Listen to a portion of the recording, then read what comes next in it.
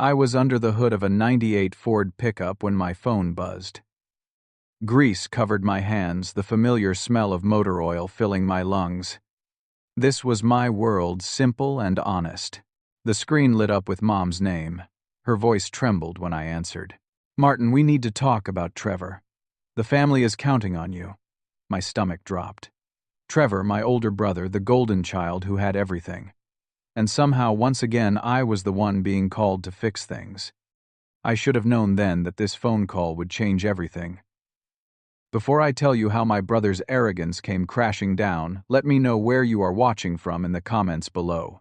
Hit that like button and subscribe because this story about family pride and the sweetest revenge you have ever heard is just getting started. My name is Martin, and at 30 years old I ran a small auto repair shop called Martin's Auto Repair on the outskirts of Portland, Oregon. The garage was not much to look at from the outside, just a 2-bay workshop with a small office attached, but it was mine. Every tool on the wall, every piece of equipment, every customer relationship had been built with my own 2 hands over the past 8 years. I woke up each morning at 6, made coffee in the tiny break room, and got to work before the sun fully rose. There was something peaceful about those early hours, just me and the sound of wrenches turning engines humming back to life. My customers were not the type to drive fancy cars. Mrs. Patterson brought in her 2003 Honda Civic every 3 months like clockwork. Mr. Rodriguez trusted me with his work van, the one he used for his landscaping business. These were regular people, working people, and I took pride in giving them honest service at fair prices. I never upsold unnecessary repairs. I never cut corners. When someone drove away from my garage, their vehicle ran better than when they brought it in, and they knew exactly what they paid for. Danny worked with me, my best friend since high school, and the only other full-time employee. We had started this business together, scraping together every dollar we could, working out of a rented single-bay space that barely fit 1 car. Those first years were brutal. We worked 16-hour days, survived on cheap takeout, and wondered some nights if we had made a terrible mistake. But slowly, customer by customer, reputation by reputation, we grew. 3 years ago, we finally moved into this current location, a real shop with proper lifts and enough space to breathe. It was not glamorous, but it was ours, and I loved every square foot of it. My family lived about 3 hours away, closer to Seattle. My parents, Richard and Susan, had both retired a few years back. Dad had been a civil engineer, Mom a high school teacher. They were good people, hard-working, but they had always had a particular vision for success. That vision had a name, and it was Trevor. My older brother by 4 years, Trevor, had been the star student, the debate team champion, the kid who got a full scholarship to Stanford. He graduated with honors, worked at a tech company in Silicon Valley for a few years, then 3 years ago announced he was starting his own company, an artificial intelligence platform for e-commerce, something about machine learning and predictive analytics. I did not fully understand it, but I did not need to. What mattered was that Trevor was chasing the dream, the startup dream, and my parents could not have been prouder. Me, I had taken a different path. After high school, I went to community college for a year, realized it was not for me, and enrolled in a technical program for automotive repair. I liked working with my hands. I liked the logic of engines, the satisfaction of diagnosing a problem and fixing it. My parents were disappointed at first. Dad had hoped I would follow him into engineering. Mom wanted me to at least get a 4-year degree. But over time, they accepted it, or at least stopped mentioning their disappointment at every family dinner. Family gatherings had a predictable rhythm. We would meet at my parents' house for Thanksgiving, Christmas, the occasional birthday. Trevor would fly in from San Francisco, usually arriving late because of some important meeting or call he could not miss. He would walk in wearing expensive clothes, talking about funding rounds and investor meetings and growth metrics. Mom and Dad would hang on every word, asking questions, beaming with pride. When it was my turn to share updates, I would mention something about the garage, maybe a new piece of diagnostic equipment I had purchased, or a particularly challenging repair I had completed. The response was always polite but brief. "That's nice, dear." Then the conversation would swing right back to Trevor. I tried not to let it bother me. I really did. I told myself that I was happy with my life, that I did not need my parents' validation. But there was always this small voice in the back of my head, this nagging feeling that I would never be quite good enough, never quite as worthy of pride as my brother who wore suits and spoke in corporate jargon. The real turning point came last Thanksgiving. The whole family gathered at my parents' place, the dining room table loaded with turkey and all the traditional sides. Trevor showed up in a tailored navy suit, even though it was a casual family dinner with a watch on his wrist that probably cost more than my monthly mortgage payment. He spent the first hour of the evening on his phone, taking calls, sending emails, making sure everyone knew how busy and important he was. When he finally sat down, the conversation immediately shifted to his company. "We just closed our Series A funding round," he announced, grinning widely. $4.2 million. The investors are incredibly excited about our trajectory. Dad nearly knocked over his wine glass in his enthusiasm. $4 million, Trevor. That's incredible. Mom clasped her hands together. I knew you would do amazing things. I just knew it. They peppered him with questions. How many employees did he have now? What was the office like? When would the company go public? Trevor answered each question with the confidence of someone who believed his own hype. 23 employees. A beautiful office space in the Soma district with exposed brick and a full espresso bar. IPO was probably 3 to 5 years away, but definitely on the horizon. Then Mom turned to me almost as an afterthought. "And Martin, how is the garage?" I perked up, grateful to finally contribute. "Actually, really good. I just bought a new diagnostic computer system. Top of the line. It will let me work on newer model cars with all the complex electronics. Cost me $15,000, but it's already paying for itself. I was proud of that purchase. It represented months of saving, careful financial planning, and investment in the future of my business." Trevor took a sip of his wine and smiled, but there was something condescending in it. "Still getting your hands dirty, huh? That's quaint." The word hit me like a slap. Quaint. Like I was some kind of throwback, a relic from a simpler time that did not matter anymore. Mom must have sensed my discomfort because she quickly added, "Honest work is noble work, Trevor." But Trevor just shook his head, still smiling that patronizing smile. "Sure, Mom. I am not saying it is not honest. I am just saying in this economy you need to think about scale. Martin's little garage, it is a nice hobby, but it will never make real money. Not the kind of money that actually matters." I felt my face flush. "It is not a hobby. It is my business. It supports me just fine." "Just fine is not great, though, is it?" Trevor leaned back in his chair. "Look, I am not trying to be harsh. I am just being realistic. Small businesses like that, they are dying. Everything is moving toward technology automation scale. You are working harder for less money when you could be working smarter." Dad said nothing. He just cut into his turkey, eyes down. That silence hurt almost as much as Trevor's words. No defense, no "both my sons are successful in their own ways," nothing. I excused myself early that night, claiming I had to get back for an early morning appointment. The truth was, I could not sit there anymore, could not listen to Trevor talk about disruption and market caps, while my own accomplishments were dismissed as quaint. The months that followed that Thanksgiving were more of the same. Trevor's company continued to grow, at least according to the narrative he shared with the family.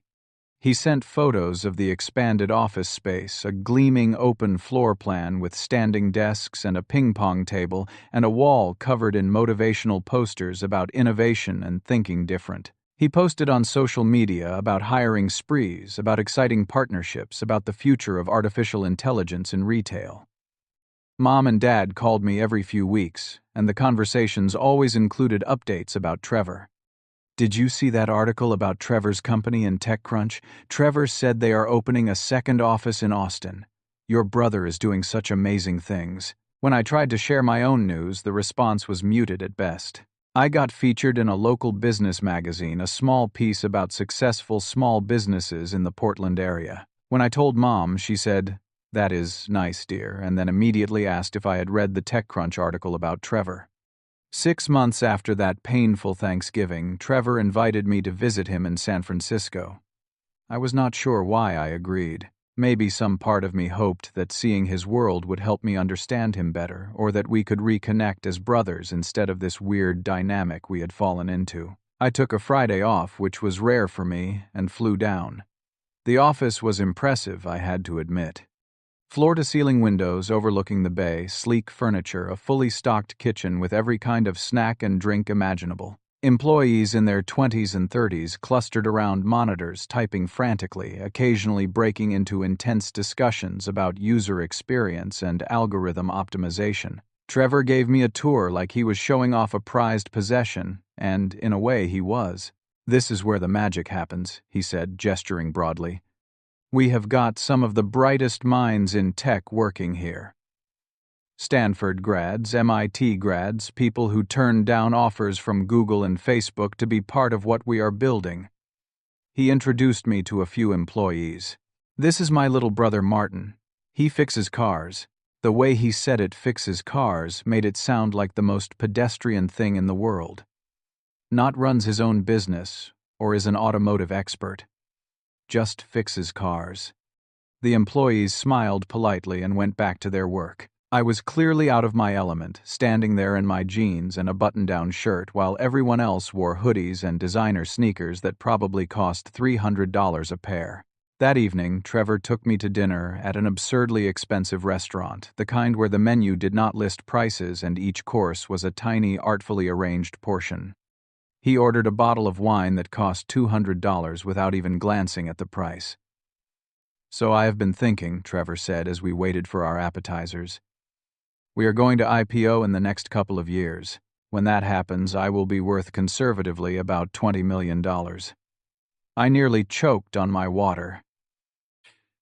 $20 million conservative estimate, he repeated. Could be more depending on the valuation. Point is, I am going to have resources, real resources. And I want to help you. Help me, yeah. Look, Martin, I know you love your little garage, but let us be honest.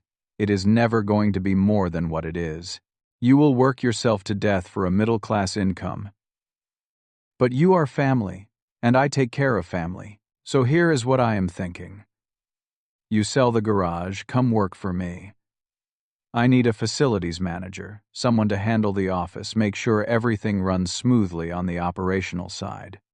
I will pay you $75,000 a year, full benefit stock options. You will actually have a future. I stared at him, waiting for the punchline. He was serious. Facilities manager, I repeated.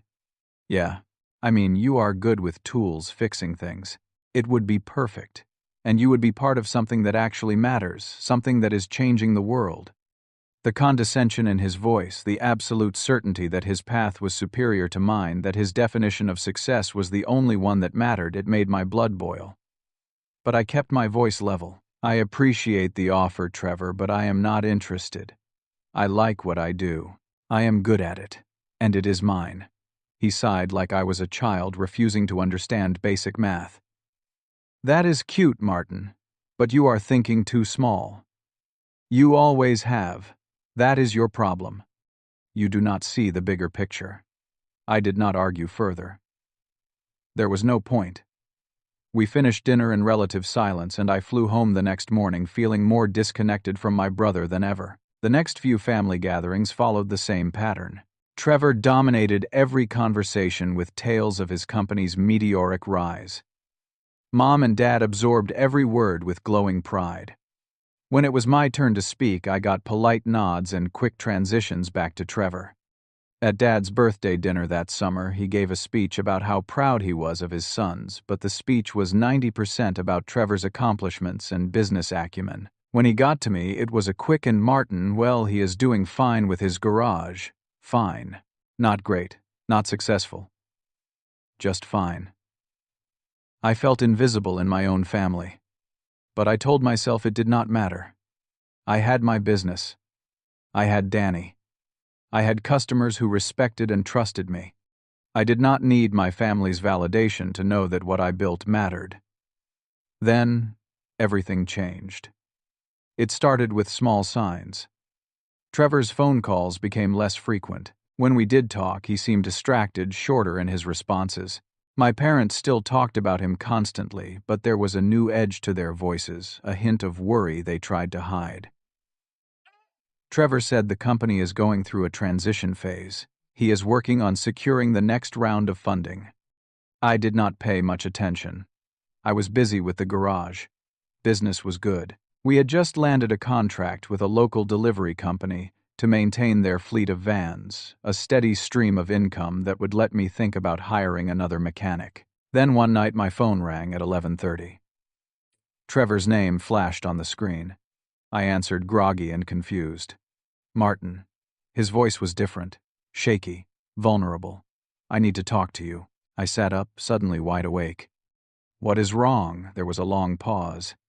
Then, quietly, the company is in trouble. Over the next 20 minutes, Trevor laid it all out.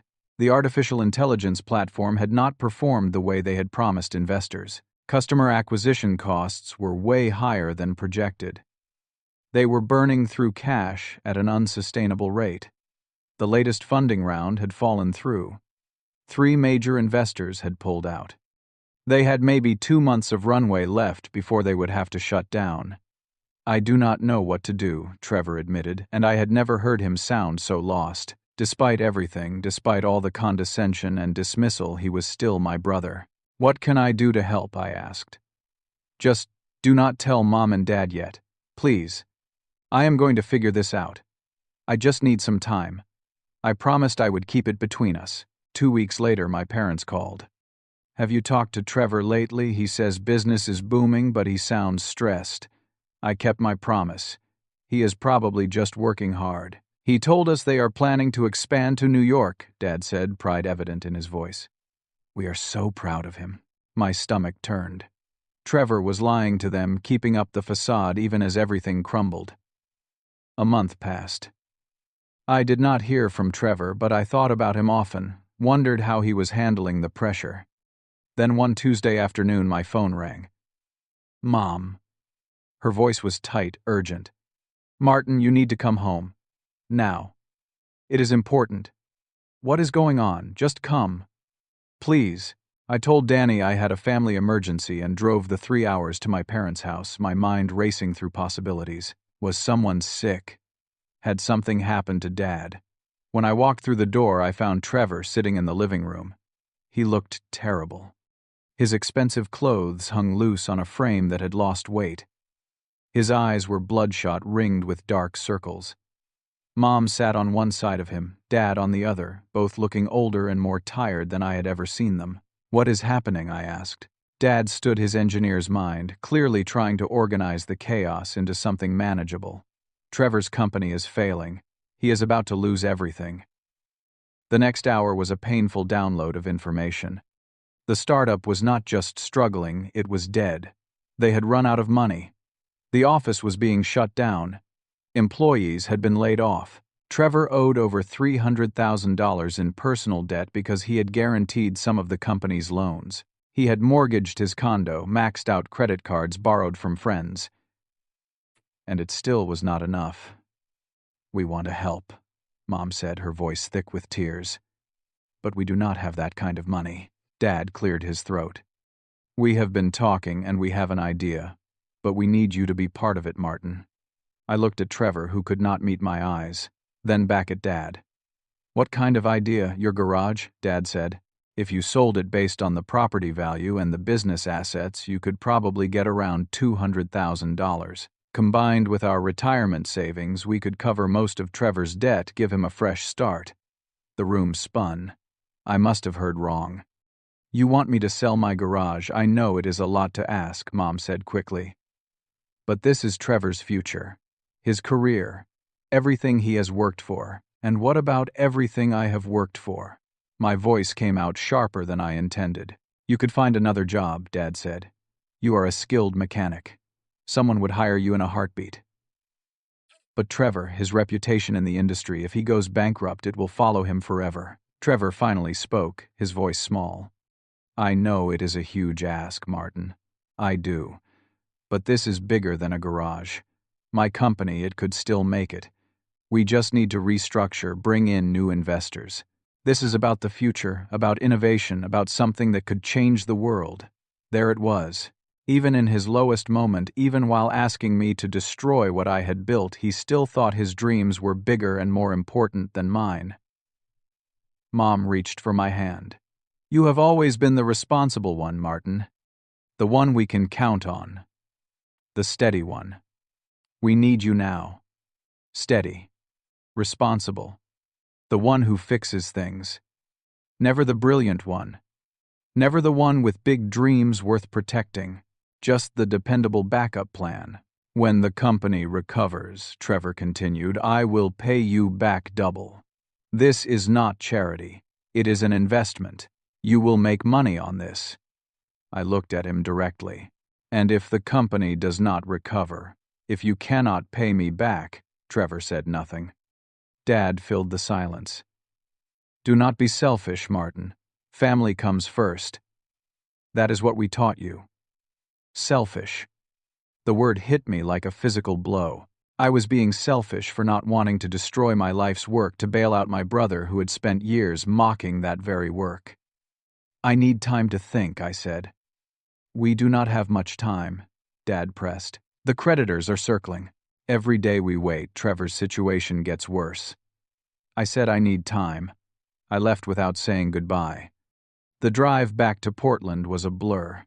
I went straight to the garage, even though it was almost 8 at night. I sat in the small office surrounded by filing cabinets, full of customer records, walls covered with certifications and photos of satisfied clients. Every inch of this place represented a choice I had made, a challenge I had overcome, a piece of myself I had invested. I thought about Mrs. Patterson, who had been bringing her car to me for 2 decades since before I even owned my own shop. I thought about Mr. Rodriguez, whose business depended on his van running smoothly, who trusted me completely. I thought about Danny, my partner and friend, who had believed in this dream when it was just 2 guys in a rented bay with more ambition than sense. And I thought about my family, about every time Trevor had called my work quaint, small, not real business. About every family gathering where my accomplishments were glossed over in seconds while Trevor's were celebrated for hours. About my parents who had never once asked me how business was really doing, who had never visited the garage, who had never shown even a fraction of the pride in me that they showed in Trevor. They did not want to help me. They wanted to use me. There was a difference. I did not sleep that night. By the time the sun rose, I knew what I had to do.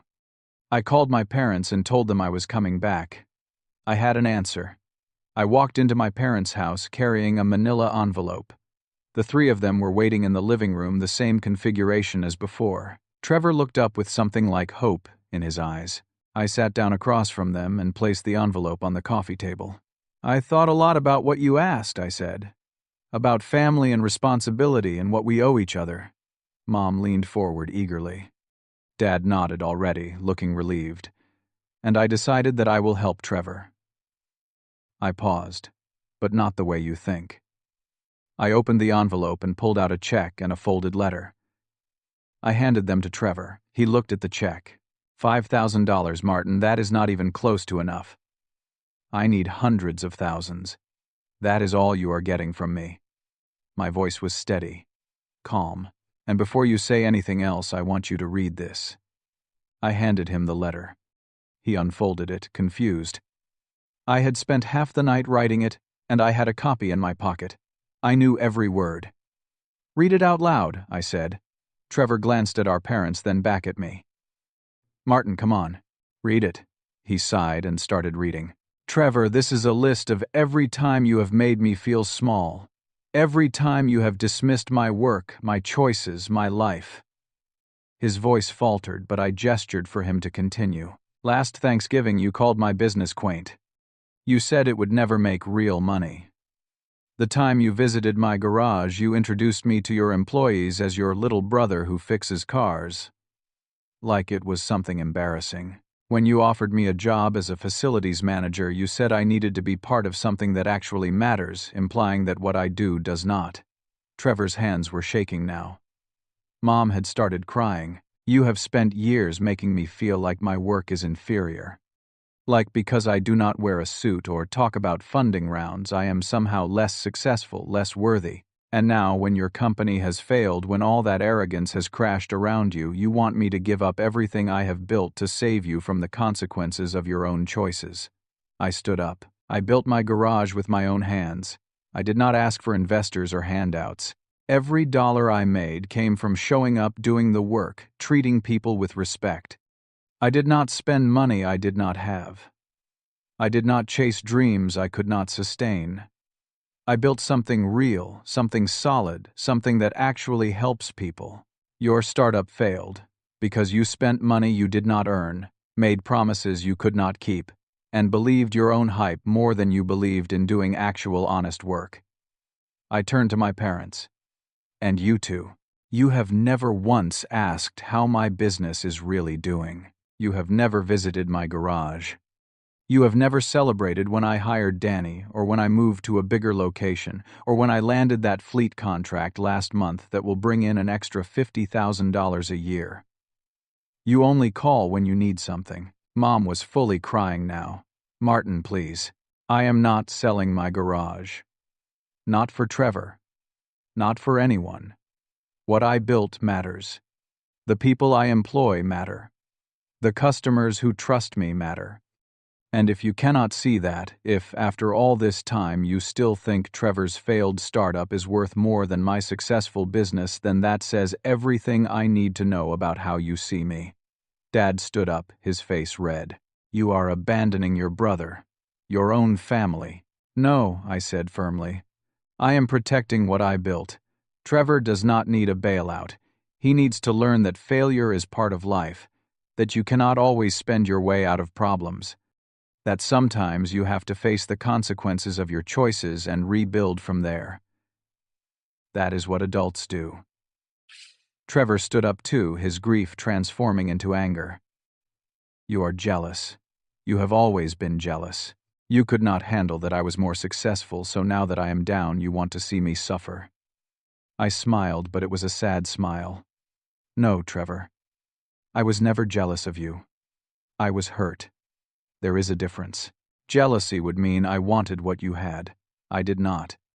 I never wanted the startup life, or the fancy office, or any of it. I just wanted my family to respect what I chose instead. I wanted you to see that my life has value too, even if it looks different from yours. But you never could see that. And honestly, I do not think you ever will.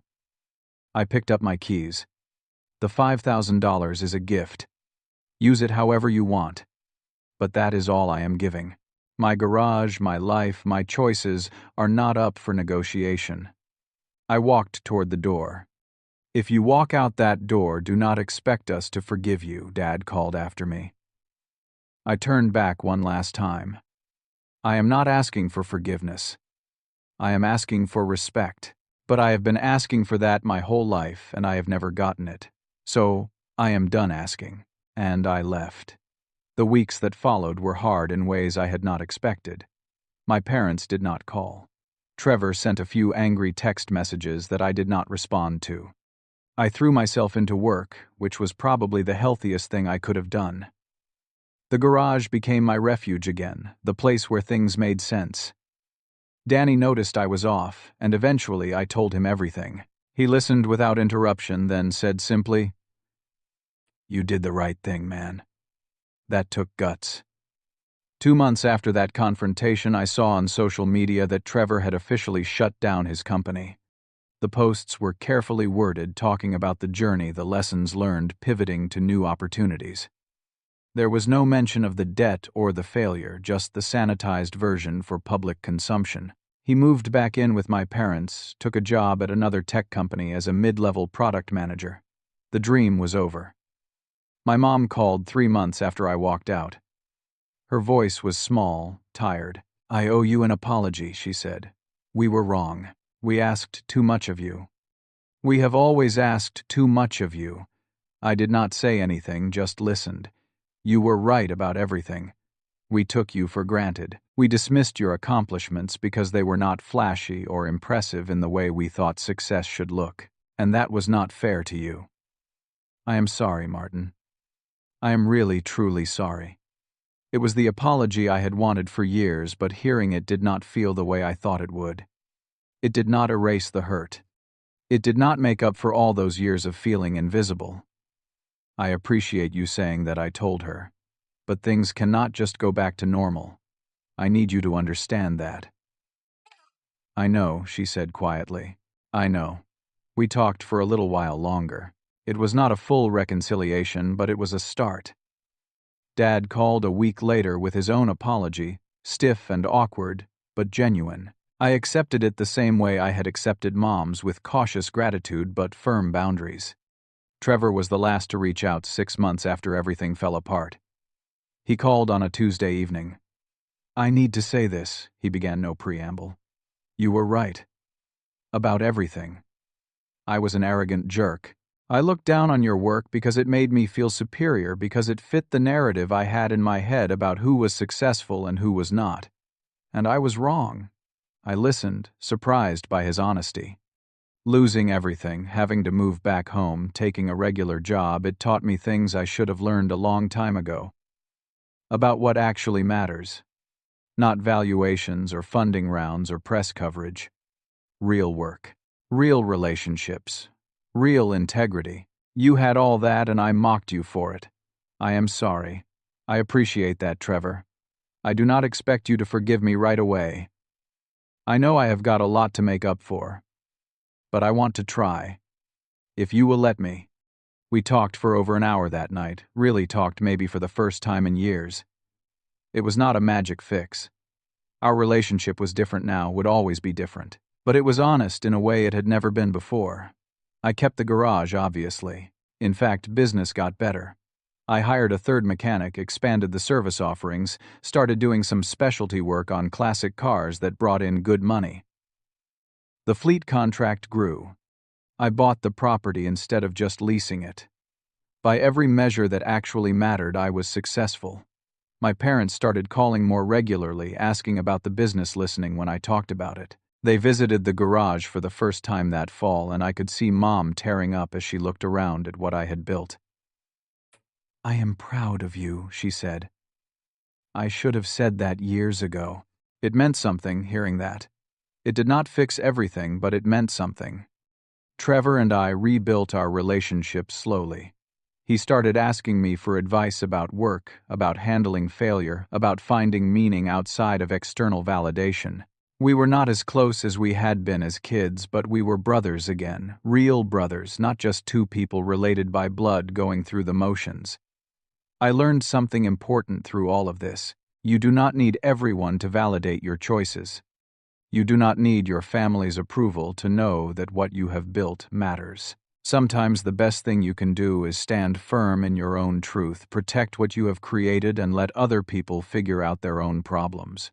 I also learned that setting boundaries is not selfish. Saying no to something that would destroy you is not abandonment. Taking care of yourself, protecting your work, honoring your own path, that is not cruelty. That is survival. And maybe most importantly, I learned that real success is not measured in funding rounds or valuations or press coverage. It is measured in the life you build, the people you serve, the integrity you maintain, and the peace you feel when you lay your head down at night knowing you did honest work. I still wake up at 6 every morning. I still make coffee in the small break room. I still get my hands covered in grease, and I still love the smell of motor oil and the sound of an engine running smoothly. My life might look simple from the outside, but it is mine. I built it, and nobody, not my brother, not my parents, not anyone can take that away from me. Sometimes the best gift you can give someone is not what they ask for. It is the truth they need to hear. And sometimes the best gift you can give yourself is the courage to say no. So, tell me, have you ever had to choose between what your family wanted and what you knew was right? Drop a comment below and share your story. If this resonated with you, hit that like button, subscribe to the channel, and share this with someone who needs to hear it. Thank you for listening, and remember, your path is valid even if others do not understand it. Take care of yourselves out there.